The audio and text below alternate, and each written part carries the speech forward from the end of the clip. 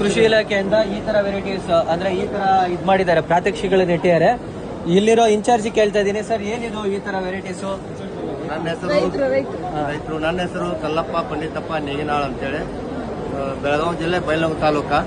ನಾನು ಸುಮಾರು 22 ದೇಸಿ ತಳಿಗಳನ್ನ ಸುಮಾರು 20 ವರ್ಷದಿಂದ ಉಳಿಸುವಂತ ಬರ್ತಾ ಇದ್ದೇನೆ. ಬೀಜ ಪ್ರಾಡಕ್ಟ್ ಆಗ್ಬಹುದು, ಊಟಕ್ಕೆ ಆಗ್ಬಹುದು ಕೊಡ್ತಾ ಬರ್ತಾ ಇದ್ದೇನೆ.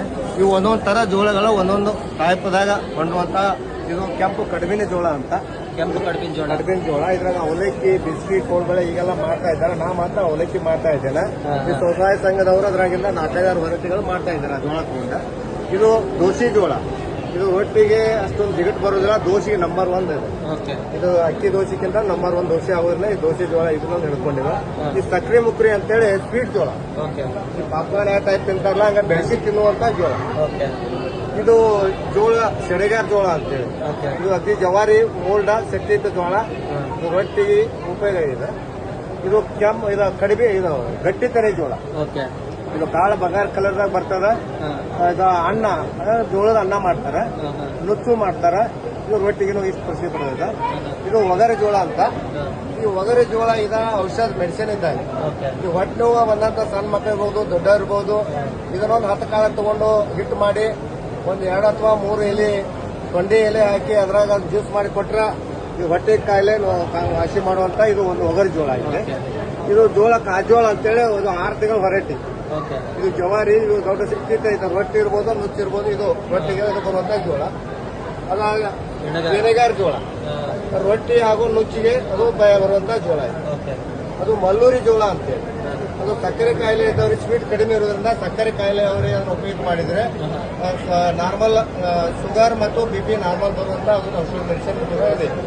ಅದು ಕಣ್ಮುಚ್ಚ ಕಳ್ಳಿನ ಜೋಳ. ಅದು ಕಣ್ಮುಚ್ಚ ಕಣ್ಣಾಕ ಅದು ಮ್ಯಾಗ ಜೋಳ, ಒಳಗೆ ಜೋಳ ಇರುತ್ತೆ, ಮ್ಯಾಗ ಕೋಟಿಂಗ್ ಇರ್ತದೆ. ಜೋಳ ಕಾಣಲ್ಲ, ನೋಡಾಕ ಬರೋಲ್ಲ. ಅದು ಕಣ್ಮುಚ್ಚ ಕಳ್ಳಿ ಉರಿಲಿಕ್ಕೆ ಪ್ರಸಿದ್ಧ ಇದೆ. ಅದಕ್ಕಾಗಿ ಒಳಗೆ ಇರ್ತದೆ ಜೋಳ, ಮ್ಯಾಗ ಕೋಟಿಂಗ್ ಇರ್ತದೆ. ಅದಕ್ಕೆ ಕಣ್ಮುಚ್ಚ ಕಳ್ಳಿನ ಜೋಳ ಅಂತ ಹೆಸರು. ಇದ ಜೋಳ ಲೋಕಲ್ ಬಾರ್ಸಿ, ರೊಟ್ಟಿಗೆ ಹೇಳು ಮಾಡಿಸಿದಂತ ಮುದ್ದಿನ ಆಕಾರ ರೊಟ್ಟಿ ಬಿಳಿದು ಅದು ಸ್ವಾದ ಬರ್ತದೆ. ಅದು ಲೋಕಲ್ ಬಾರ್ಸಿ ಅಂತ. ಅದು ಪಿಂಜರ ಹಳ್ಳಿನ ಜೋಳ. ಅದ ಪಿಂಜರ ಅಂದ್ರೆ ಚೆಲ್ಲಾಟನೆ ಆಗ್ತದ. ಅದಕ್ಕೆ ಚೌರಿ ಜೋಳ ಅಂತಾರೆ. ಚೌರಿ ಅಂತಂದ್ರೆ ಎಲ್ಲ ಮಾಡಿರುವಂತ ಚೌರಿ ಆಗಿ ಜಳ ಇರ್ತದಲ್ಲ, ಆ ಟೈಪ್ ಜಳ ಇರೋದ್ರ ಚೌರಿ ಜೋಳ ಅನ್ನೋ ಹಳ್ಳಿಗೆ ಬೇಕು. ಇದು ಮಾಲ್ದಂಡಿ ಜೋಳ. ಇದು ರೊಟ್ಟಿಗೆ ಅಗ್ರಿ ಅತ್ಯುತ್ತಮ ರೊಟ್ಟಿ ಆಗ್ತದೆ ಮತ್ತು ಅರಳ್ತಿಗೂ ಮಾಡಲಿಕ್ಕೆ ಅದು ಉತ್ತಮ ಇದೆ. ಇದು ಕಾಗಿ ಮೋತಿ ಹಳ್ಳಿನ ಜೋಳ. ಕಾಗಿ ಮೋತಿ ಅಂದ್ರೆ ಕರಿ ಇರ್ತದ, ಜೋಳ ಮಾತ್ರ ಬಿಳಿ ಇರ್ತದ, ಮ್ಯಾಗೆಲ್ಲ ಕೋಟಿಂಗ್ ಮಾತ್ರ ಕರಿದಿರ್ತದ. ಅದು ಅಳು ಉರ್ಲಿಕ್ಕೆ ಕಾಗಿ ಮೋತಿ ಹಳ್ಳಿನ ಜೋಳ. ಇದು ಜೋಳ ಸೇಡೆ ಜೋಳ, ಸೇಡ್ಬಾಳ್ ಜೋಳ. ಇದು ಜವಾರಿ ಜೋಳ. ಇದು 5-6 ತಿಂಗಳ ವೆರೈಟಿ ಜೋಳ. ನೋಡ್ಲಿಕ್ಕೆ ಕಂದು ಬಣ್ಣ ಇದ್ದರಿಂದ ರುಚಿ ರೊಟ್ಟಿ ಆಗ್ಬೋದು, ನುಚ್ಚು ಆಗ್ಬೋದು, ಮುದ್ದೆ ಇರ್ಬೋದು. ಇದು ಎಲ್ಲ ವಿಶಿಷ್ಟತೆ. ಇದು ಜವಾರಿ ಪುಲೆ ಯಶೋಧ. ಇದರ ಜೋಳದ ರೊಟ್ಟಿ ಹೆಚ್ಚು ಬಿಳಿ ಮತ್ತು ಬಹಳ ಮೃದು. ಇದು ಬೆಸ್ಟ್ ವೆರೈಟಿ ಅಲ್ಲ, ಹೋಳಿಗೆ ಟೈಪ್ ಮಿದು ಇರ್ತದ. ಇದು ಪುಲೆ ಯಶೋಧ ಜೋಳ ಅಂತ. ಇದು ಮುತ್ತಿನ ಜೋಳ. ಇದು ಮುತ್ತಿನ ಆಕಾರ ದೊಡ್ಡ ದೊಡ್ಡ ಕಾಳ ಇರುತ್ತದ. ರೊಟ್ಟಿಗೆ, ಜೋಳ ಮತ್ತು ಕಡಿಮೆಗೆ, ನುಚ್ಚಿಗೆ ವಿಶಿಷ್ಟತೆ ಪಡೆದಿದೆ.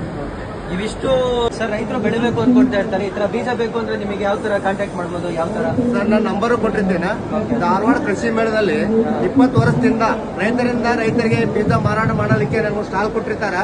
20 ವರ್ಷದಿಂದ ನಾನು ಸಿಡಿ ಬಿಜಾಪುರ ಆಚೆ ಕಡೆ ಚಡ್ಚನ್, ಲೋಕಾಪುರ್, ರಾಯಚೂರು, ಹಾವೇರಿ ಎಲ್ಲಾ ಕಡೆಯಿಂದ ಅಲ್ಲೂ ಬಂದು ಹೋಯ್ತಾ ಇದ್ದಾರೆ. ಇಲ್ಲಾಂದ್ರೆ ಫೋನ್ ನಂಬರ್ ಮುಖಾಂತರ ಈ ವೇಲಾರ್ ಆಫೀಸ್ ಕಳಿಸುವಂತ ಪ್ರಯತ್ನ ಮಾಡ್ತಾರೆ. 998063634062.